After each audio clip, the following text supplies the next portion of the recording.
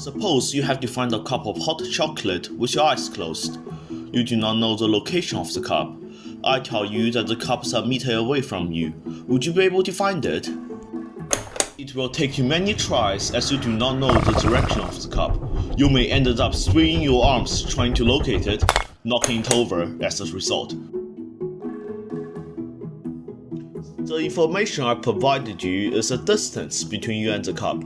It is a scalar quantity, which means it can be fully described with a number. Here, the cup's distance from you is described with a magnitude 1 meter.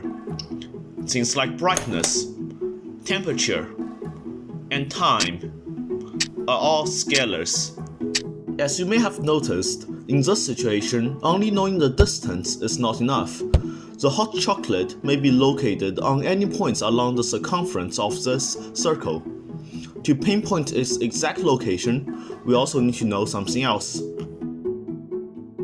What if I tell you that the cup lies to your left? This time you can easily locate the cup as you know the distance as well as the direction of the cup from you. Now you have the displacement of the cup. It is a vector, which means to describe it you will need a number and the direction.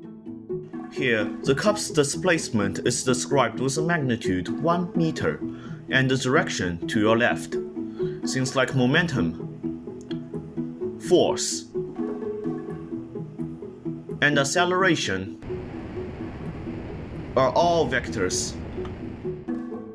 For the sake of simplicity, all you need to remember is that scalar is just a number with a unit, while vector is a scalar but with a direction.